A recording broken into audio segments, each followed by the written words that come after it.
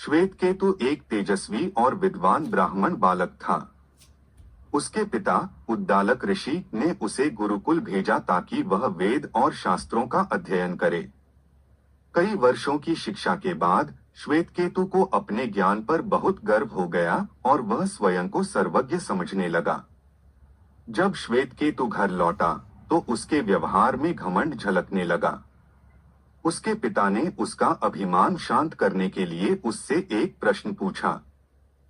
पुत्र, तुमने सब कुछ सीखा है, पर क्या तुमने उस एक तत्व को जाना है जिसके जानने से सब कुछ जाना जा सकता है? श्वेतकेतु चकित रह गया। उसने उत्तर दिया, नहीं पिता, मुझे उस तत्व का ज्ञान नहीं है। तब उद्दालक ने उसे अनेक रूपकों के माध्यम से समझाना शुरू किया।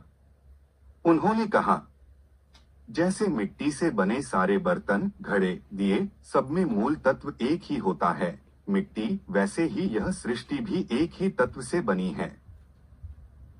जैसे एक बीज को फोड़ा जाए तो अंदर कुछ नहीं दिखता, फिर भी उसी से विशाल वृक्ष उत्पन्न होता है, उसी प्रकार आत्मा अदृश्य है, परंतु उसी से सारा जीवन उत्पन्न होता है।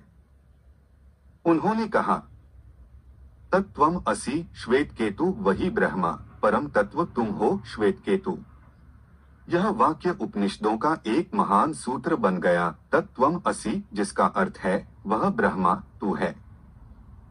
श्वेतकेतु को धीरे धीरे आत्मा और ब्रह्मा का गूढ़ ज्ञान प्राप्त हुआ। उसे समझ में आया कि आत्मा न शरीर है, न बुद्धि, बल्कि शाश्वत चेतना है जो सब में एक है।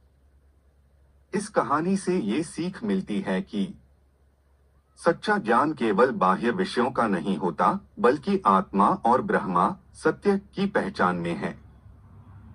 अभिमान ज्ञान को ढक देता है और विनय ही सच्चे बोध का मार्ग है।